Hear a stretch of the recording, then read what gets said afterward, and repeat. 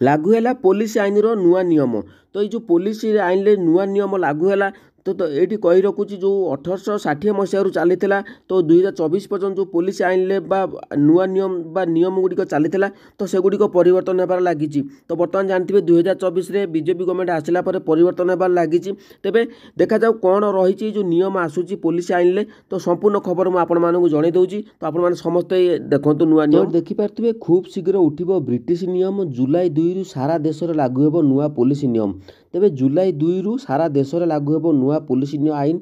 तो यही आईन रे कौन रही अपडेट तो संपूर्ण खबर आपण माने जानि नबा। तो देखंतु वर्तमान समय सब बेले परिवर्तन होई। तबे पुलिस नियम रे पुलिस आईन रे किछि परिवर्तन होईछि जोटा कि आपण माने समस्त जानिबा दरकार। तेबे चलंतु कौन रही नुआ जो आईन रही तो नुआ आईन रे कौन परिवर्तन होई सब किछि डिटेल से जानि नबा। तो देखिपे चलित वर्ष जुलाई 2 रु सारा देश में लागू हेबो नुआ पुलिस आईन। 1860 मसीह चली ब्रिटिश नियम खूब शीघ्र उठीजिवो। तो ये ब्रिटिश नियम उठीगले कौन किछि परिवर्तन आसीबो कि तेबे ए नहीं स्वराष्ट्र मंत्रालय सहित आलोचना कले DCP police DGP Arun Shadangi. नुआ आईन कार्यकारिता उपर बैठक में आलोचना होईछि। सबु राज्य में डीजीपी वीसी द्वारा बैठक में सामिल थिले। तेबे फेब्रुआरी मासरे ए नहीं एक नोटिफिकेशन आसीथिला देशरू हटिब सीआरपीसी बा आईपीसी एवं एविडेंस एक्ट। तो ये जो एक्ट गुड़िक रही सीआरपीसी आईपीसी और एविडेंस एक्ट तो ये तीनोटी विषय आपण मैंने जानी नियंतु। इंडियन पेनल कोड परिवर्ते आसीबो भारतीय न्याय संहिता कोड ऑफ क्रिमिनल प्रोसीजियर परिवर्ते आसीबो भारतीय नागरिक सुरक्षा संहिता एवं इंडियन एविडेंस एक्ट परिवर्ते आसीबो भारतीय साक्ष्य। तो एथिरे पूर्वर 511 सेक्शन थिला तो एबे 358 सेक्शन रही 175 सेक्शन संशोधन करा जिवो। प्राय 150 वर्ष धरी इंग्रेज अमल में पुलिस आईन चली आसीथिला।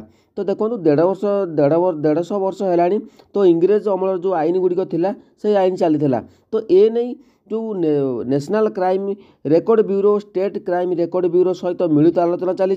तो मिलित आलोचना चलवा भितर कौन रही अपडेट तो ये जो ब्रिटिश अमल जो आईन थी से आईन बर्तमान नुआ नियम आसीबो आईन। तो से नुआ आईन आसने कौन किसी रही अपडेट आपण मैंने जानि नियंतु। तो यही नियम को कार्यकारी करने जहाँ प्रावधान रही से नहीं वरिष्ठ आईपीएस मानक सह आलोचना करिसेंती DG crime branch additional DG Arun Bothra अध्यक्षतार एक कमिटी गठन करिसेंती। एडिशनल चीफ सेक्रेटरी नेतृत्व में एक स्टीयरिंग कमिटी गठन होईछि।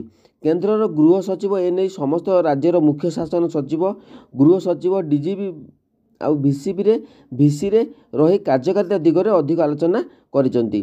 तो एने पुलिस अधिकारी को तालीम मध्य दिया जाउछि। जुलाई 1 मध्य जेतिकी केस रुजु होइतिबो ता पुराना सीआरपीसी अधीन रे ट्रायल करा जिवो। किंतु यहा परे भारतीय न्याय संहिता मुताबक विचार करा जिवो बोली सूचना दैछन्ती डीजीपी अरुण षडंगी।